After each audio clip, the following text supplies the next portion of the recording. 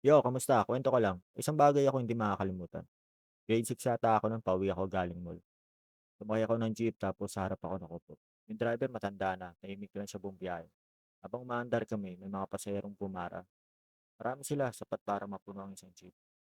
Automatic na sanang hinto, sakay, dagdag kita. Pero hindi siya tumigil. Sabi ko, ano, may pasahero po.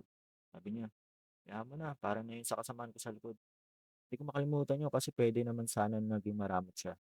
Pero hindi, pinili pa rin yung maging mapagbigay. Naalala ko last week, tinanong ko asawa ko, sino stranger ang hindi makakalimutan? Sabi niya, may tumulong sa kanyang tumawid sa overpass. Takot kasi siya sa bakal na tulay, umaalog.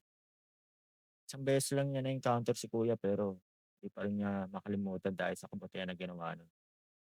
Paisip tuloy ako, ilang beses na kaya ako nabigyan ng chance para gumawa ng tama. Pero pinili ko yung mas madali, yung mas convenient, yung mas para sa sarili ko. Yung Holy Week, ating isipin, ano na ba nagawa natin para sa ibang tao? Nakapagbigay na ba tayo ng inspirasyon? Padaba ba natin ang pag-ibig? Kasi minsan, hindi natin alam. Isang taong nakakakita at dadalhin niya yun habang buhay.